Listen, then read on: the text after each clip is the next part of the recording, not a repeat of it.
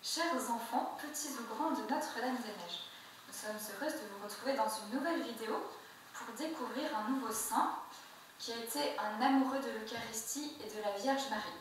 Il s'agit du bienheureux Carlo Acutis. Il a été béatifié par le pape François le 10 octobre 2020 à Assise.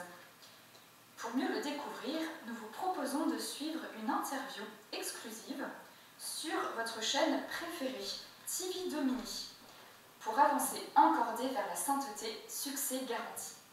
Notre chaîne a donc la grâce de compter parmi ses employés un ange qui a pu se rendre au ciel pour rencontrer en chair et en os, enfin si je puis dire, notre bienheureux. Je vous laisse le découvrir. Alors, bonjour et bienvenue sur notre chaîne de télévision TV Domini. La télévision pour avancer encordé vers la sainteté, succès garanti avec Notre-Dame-des-Neiges. Comme vous le voyez, je suis un ange du ciel et j'ai l'immense plaisir de vous présenter le bienheureux Carlo Acutis qui a gentiment accepté de nous donner un petit peu de son éternité pour nous parler. Bonjour Carlo. Bonjour. Enchantée, asseyez-vous. Merci beaucoup. Eh bien, je vous laisse vous présenter en quelques mots. Eh bien, tout d'abord, je suis très heureux de pouvoir témoigner devant les enfants de Notre-Dame-des-Neiges. Moi qui suis un enfant chéri de la Sainte Vierge. Je désire que cette interview vous fasse mieux découvrir ma vie, mais surtout qu'il vous fasse davantage aimer Jésus Eucharistie et la Vierge Marie. Je suis née à Londres le 3 mai 1991, ce qui fait que si j'étais encore sur la Terre, j'aurais aujourd'hui 31 ans. Ah oui. Mes parents sont italiens. Ils retournent donc vivre dans leur pays la même année, l'année de ma naissance. Ma famille n'était pas pratiquante, et pourtant, dès que j'avais 3 ans et demi, je demandais à rentrer dans les églises pour aller voir Jésus. À 7 ans, je manifestais le désir de faire ma première communion, alors que l'âge habituel était 10 ans. Mais j'avais tellement envie de recevoir Jésus dans mon cœur. À partir de ce moment-là, je décide d'aller à la messe tous les jours. Ça c'est bien. Et cette résolution, je l'ai tenue jusqu'à ma mort. Et avant et après la messe, j'allais prier devant le tabernacle pour prier Jésus réellement présent dans son Saint-Sacrement. Et donc c'est à ce moment-là que votre amour pour Jésus n'a cessé de grandir. Tout à fait. Et cet amour de Jésus a été communicatif. Comme nous l'avons dit, votre famille n'était pas très pratiquante. Et voilà ce que dit sa maman après sa mort. Au cours de ma vie, j'étais venue à l'église qu'à 3 occasions. Première communion, confirmation, mariage. Quand j'ai connu mon mari qui étudiait à l'économie à Genève, je n'allais pas à la messe. Mais Carlo avait une prédisposition naturelle pour le sacré. Il m'a sauvée. J'étais une analphabète de la foi. Je me suis rapprochée de la foi. C'est un chemin qui dure encore aujourd'hui. Après ma première communion, Jésus est devenu ma passion et le centre de ma vie. Voilà la phrase que j'aimais dire. L'Eucharistie est l'autoroute pour aller vers le ciel. Une phrase à retenir.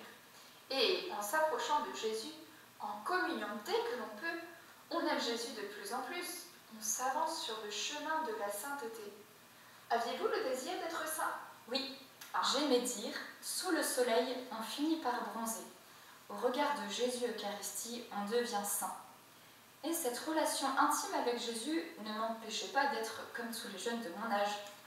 Je menais une existence normale, j'aimais les jeux vidéo, les chiens, les dauphins. J'aimais beaucoup les animaux d'ailleurs, comme saint François d'Assise, un de mes saints favoris. J'aimais aussi la voile, le foot, les amis. Et comme de nombreux jeunes, je passais du temps avec eux au téléphone. Ah oui, et puis les personnes que j'ai interrogées pour notre enquête témoignent de votre grande pureté de cœur et d'intention dans vos paroles et dans vos gestes. On connaît aussi bien votre nature extravertie qui attirait les gens. À ce propos, je tenais à citer le témoignage de votre papa, qu'on entend d'ailleurs peu parler dans la famille. Voilà ce qu'il dit. On ne peut atteindre la docilité envers le Seigneur sans s'entraîner à la docilité envers ses ses supérieurs légitimes. À cet égard, Carlo bénéficiait d'une grâce très spéciale. En effet, depuis tout petit, quand je le grondais pour quelque raison que ce soit, il se montrait immédiatement obéissant et soumis, sans montrer aucune rancune, même s'il avait une personnalité très forte et très vivante. Quiconque a connu Carlo a toujours remarqué une harmonie particulière dans sa façon de se comporter avec son prochain. Mais passons à une question qui pourra intéresser nos téléspectateurs. Carlo, qu'avez-vous fait pour témoigner de votre foi de manière concrète? Dès l'année 2002, j'avais donc 11 ans, j'ai commencé à donner du catéchisme dans la paroisse pour les enfants plus petits. Et ce que j'aimais bien faire, c'était leur faire le tour de l'église pour leur expliquer, pour leur montrer la présence réelle de Jésus. Voilà une phrase importante que je disais. Nous avons plus de chance que les apôtres qui ont vécu il y a 2000 ans avec Jésus. Pour le rencontrer, il nous suffit d'entrer dans une église. Jérusalem, c'est la porte à côté. Ah, mais vous étiez aussi très doué en informatique.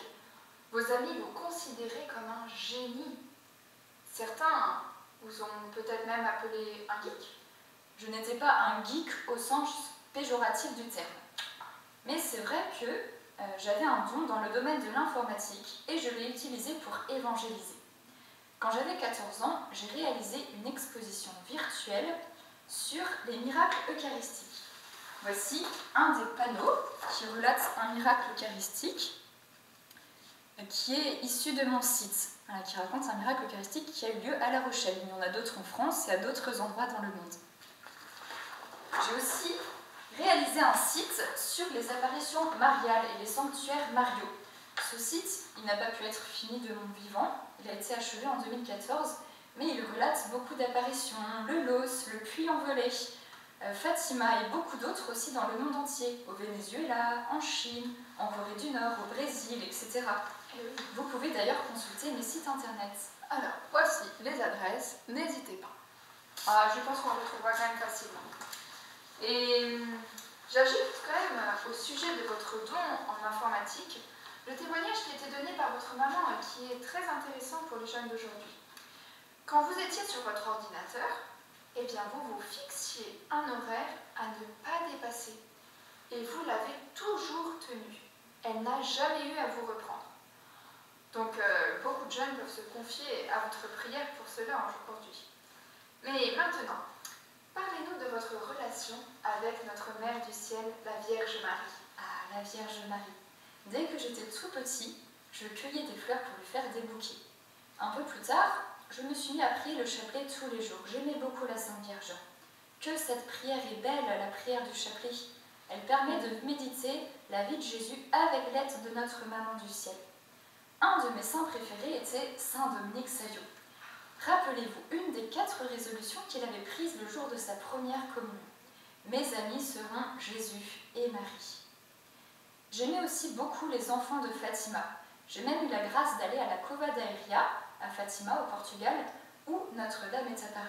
Et oui. Je suis aussi allée à Lourdes, en France. Ah oui, et aussi, avec tous ces pèlerinages, vous aviez quand même aussi vécu la charité en acte. Vous achetiez des produits utiles pour les pauvres et vous visitiez les malades. Oui, je servais les pauvres dans la maison des sœurs de Mère Teresa et chez les Capucins. Le soir, j'allais dans les rues pour leur donner à manger des boissons chaudes. Avec mes économies, je leur achetais des sacs de couchage. Le bonheur, c'est d'avoir le regard tourné vers Dieu. La tristesse, c'est d'avoir le regard tourné vers soi-même. Eh oui, et vous étiez accompagné par le domestique de la maison, Rasesh Mogur. Pardon pour ma prononciation, elle n'est pas bonne. Mais bon, il le comprendra. Qui devient, lui, il devient chrétien en vous voyant s'occuper des nécessiteux. Alors, permettez-moi de citer une de vos phrases qui donne à méditer. Tous naissent comme des originaux, mais beaucoup meurent comme des photocopies. Oh, vous n'êtes pas mort comme une photocopie, mais vous êtes resté pleinement vous-même sans succomber aux tentations de la mode ou autre. Pouvez-vous nous raconter la fin de votre vie? Début octobre 2006, Je suis tombée malade et on a d'abord cru que c'était une grosse grippe. Mais après, on a compris que c'était une maladie beaucoup plus grave, une leucémie foudroyante. C'était douloureux, mais j'ai offert ces souffrances à Dieu pour le pape Benoît XVI, pour l'Église et pour aller directement au paradis. Mes parents ne quittaient pas la chambre, mais j'insistais pour qu'ils se reposent. Oui, et aussi, vous avez étonné le personnel médical par votre souci des autres et votre bonne humeur, alors que vous aviez très mal. Je me préparais à mourir. J'avais 15 ans. Et enfin, le 12 octobre 2006, je suis entrée dans la vie éternelle. Ah oui, et vous aviez prédit votre mort dans une vidéo que l'on retrouve encore sur Internet et qui finit par ces mots. Je suis destinée à mourir. Oh, mais quand même, cela a dû être dur pour votre famille. En plus, vous étiez fils unique. Oui, c'est vrai. Mais maman a reçu une grande consolation. Avant de mourir, je lui ai prédit qu'elle serait maman à nouveau. Eh oui, et cela s'est réalisé en 2010. Votre maman, Antonia Salzano, a donné naissance à des jumeaux, un garçon et une fille, Michel et Francesca. Quel beau signe! Et votre maman nous a dit « Je sens Carlo plus présent que lorsqu'il était en vie. Je vois le bien qu'il fait. » En effet, dès cette terre, votre prière était puissante. Vous avez prié la Vierge de Pompéi et obtenu la guérison d'une femme qui souffrait d'une tumeur, ce qui nous a été révélé par votre maman. Et le miracle qui a été retenu pour votre béatification est la guérison d'un petit garçon au Brésil, Mathias, né avec une malformation au pancréas, ce qui l'empêchait de manger des aliments solides. Son curé, le père Marcelo Tenorio, invita la paroisse à une neuvaine. Et le 12 octobre 2013, il appliqua un morceau du pull de Carlo sur le petit garçon. Le lendemain, celui-ci commençait à manger.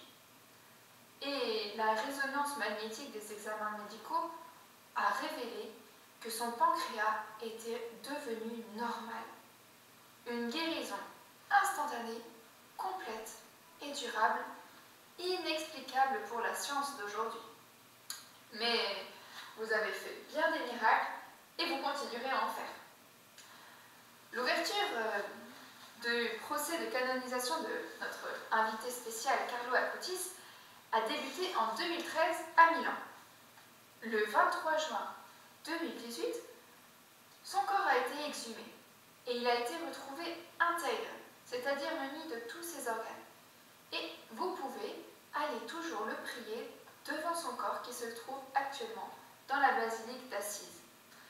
Merci beaucoup, bienheureux Carlo Acutis. Merci beaucoup à vous d'avoir accepté de répondre en toute simplicité à nos questions. Si nous voulions résumer ce que vous nous avez dit, nous pourrions citer une de vos phrases bien connues.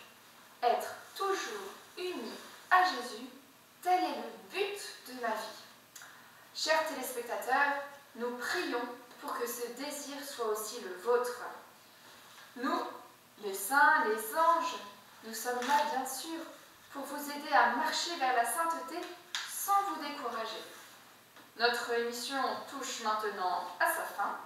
Si vous avez une demande à faire par l'intercession du bienheureux Carlo Acutis, il vous suffit de faire un signe de croix et de demander dans votre cœur la grâce désirée.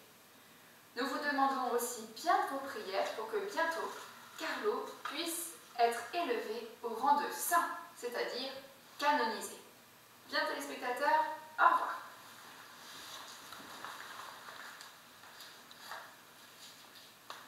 Nous espérons que cette vidéo vous a aidé à mieux connaître Carlo Acutis, un jeune saint qui peut beaucoup nous aider et dont vous avez la photo ici. Voilà, ça, bienheureux Carlo Acutis. Et maintenant, avec son aide, on va se tourner vers la Vierge Marie, vers Jésus, pour leur confier toutes nos intentions. Au nom du Père, et du Fils, et du Saint-Esprit. Amen. Jésus, nous te remercions de nous avoir donné le bienheureux Carlo Acutis. Merci aussi pour le grand sacrement de ton amour, le sacrement de l'Eucharistie. Aide-nous à mieux préparer nos communions, à mieux t'aimer.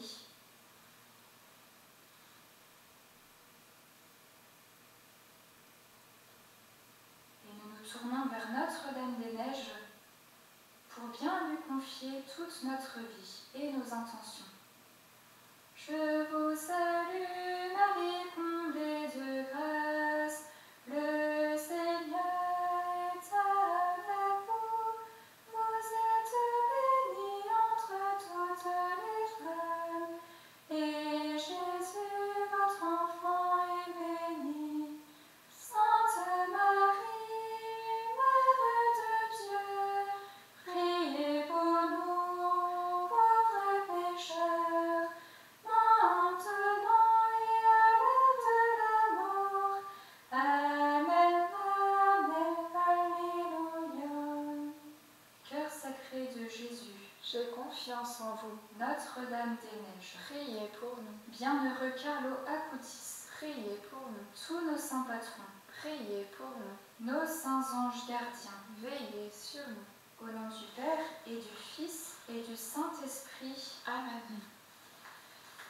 Et avant de nous quitter, il y a bien sûr le petit défi du mois. Alors comme c'est la rentrée, on est au début du mois de septembre, on va demander à Carlo Acutis, vous vous souvenez ce qu'on a dit tout à l'heure avec son papa qui disait qu'il obéissait, on va lui demander son aide pour nous aussi nous appliquer à obéir tout de suite à nos parents et à nos professeurs. Et je conclus avec une dernière phrase de Carlo Acutis qui peut aussi bien nous aider à vivre avec Jésus et la Sainte Vierge. Notre objectif doit être l'infini, non pas le fini. L'infini est notre patrie. Depuis toujours, nous sommes attendus au ciel.